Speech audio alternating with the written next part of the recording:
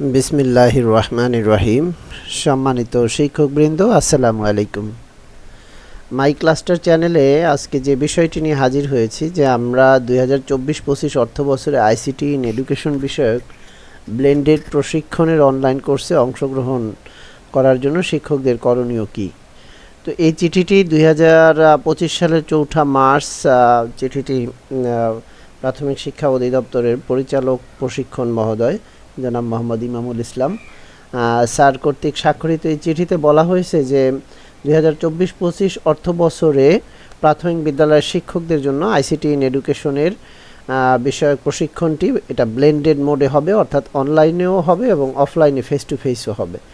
তো অনলাইনে যে কোর্সটি হবে সেটা হলো আইপিএমএসের এখানে লার্নিং ম্যানেজমেন্ট সিস্টেম বা এলএমএসের মাধ্যমে এই কোর্সটি পরিচালিত হবে এবং আইপিএমএসে সেখানে শিক্ষকগণ কারা করতে পারবেন কোর্সটা তার একটা নির্ধারিত তালিকা। এই তালিকাটি প্রাথমিক শিক্ষা অধিদপ্তর তাদের আইপিএমএসের তথ্যের আলোকে ইয়াং এবং 2020 সালের পরবর্তীতে নিয়োগকৃত যে শিক্ষক তাদেরকে ওনারা তালিকাভুক্ত করেছেন এবং কিভাবে করেছেন এই মেথোডোলজি ওনাদের কাছেই আছে।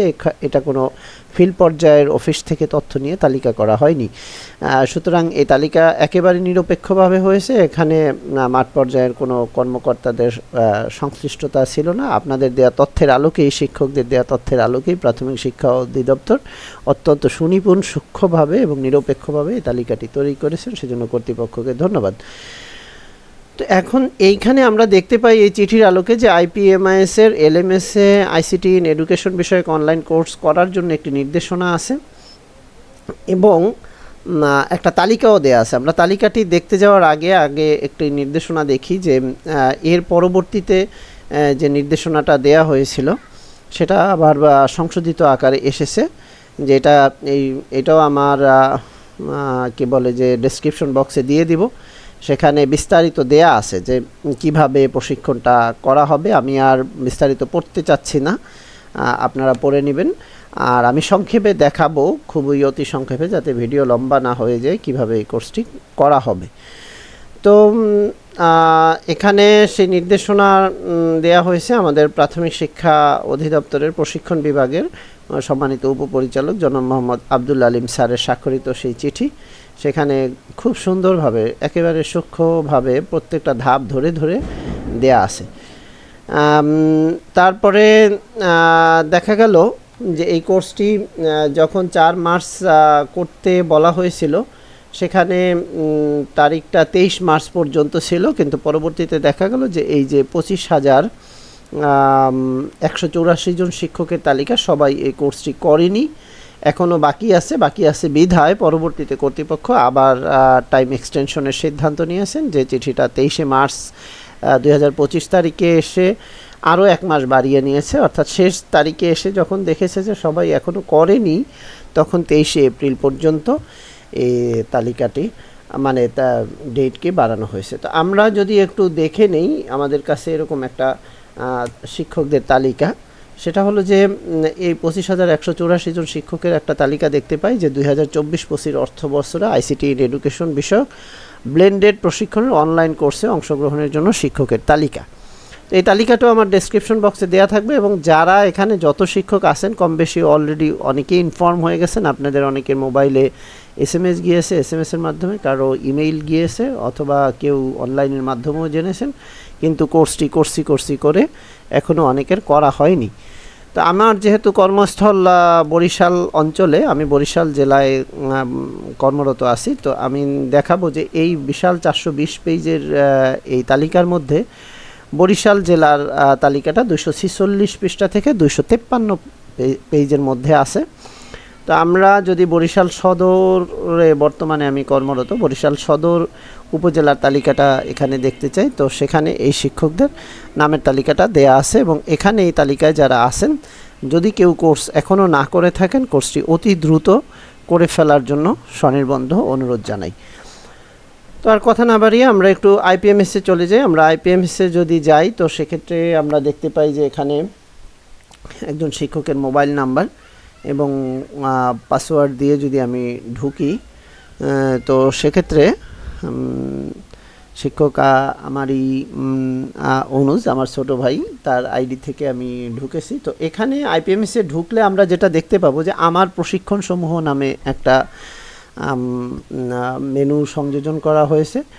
সেখানে আমরা যদি ক্লিক করি, তো আমার প্রশিক্ষণ সমূহ ক্লিক করলে এরকম এই কোর্সটি যার আইডি থেকে ঢুকেছে উনি ইতিমধ্যে সম্পন্ন করেছেন, যার কারণে একটু ভিন্নভাবে আসছেন। যদি এটা সম্পন্ন না হতো তাহলে অন্যভাবে আসতো। তো সেক্ষেত্রে আসলে আমরা তারপরে এখানে ধরেন ম্যানেজ আছে, তো ব্যাচের তথ্য দেখুন, এখানেও ক্লিক করে দেখতে পারি, অথবা এলএমএস পাঠ্য উপকরণ যেভাবে যায় আমি ব্যাচের তথ্য দিয়ে ঢুকলাম।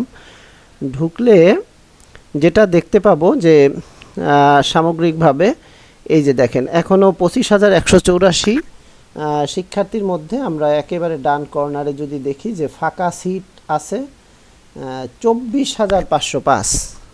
মাত্র সারা দেশে 679 জন প্রশিক্ষণার্থী প্রশিক্ষণটা করেছে।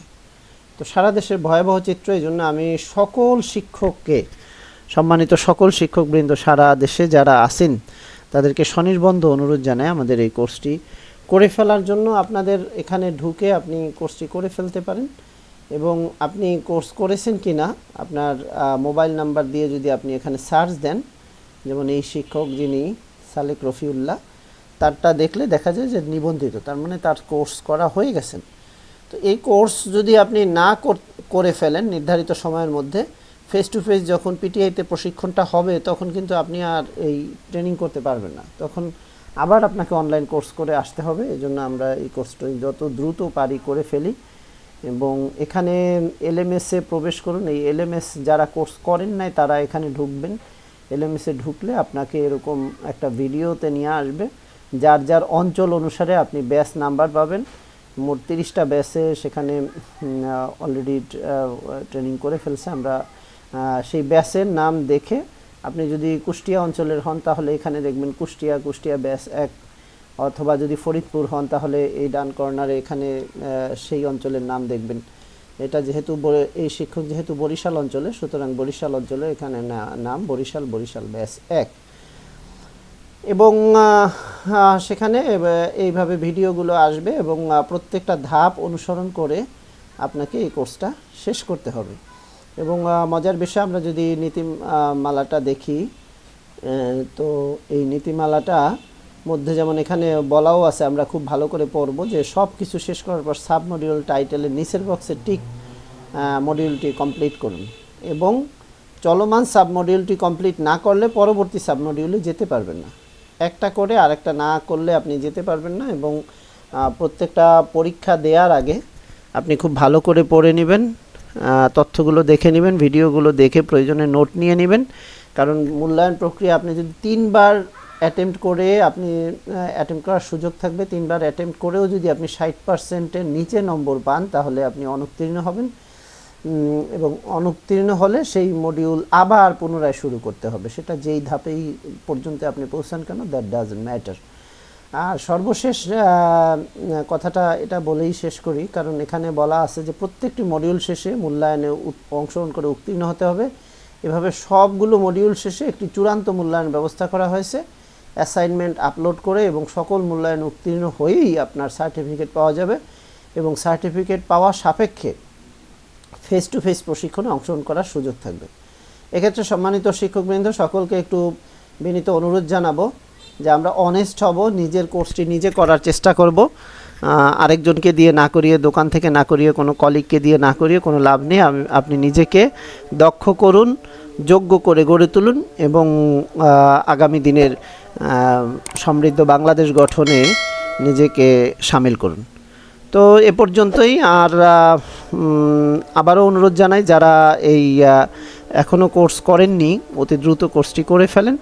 আর আমার এই ভিডিওটি যদি ভালো লাগে তাহলে আমার চ্যানেলটিকে সাবস্ক্রাইব করে লাইক, কমেন্ট এবং শেয়ার দিয়ে, যারা আমরা আপনাদের জন্য বিভিন্ন তৈরি করতেছি এরকম ভিডিও, আমাদের পাশেই থাকবেন, আমাদেরকে উৎসাহ যোগাবেন। আপনার একটা লাইক, কমেন্ট এবং শেয়ার হতে পারে আমার কর্মপ্রেরণার উৎস। তো ধন্যবাদ সবাইকে। আসসালামু আলাইকুম।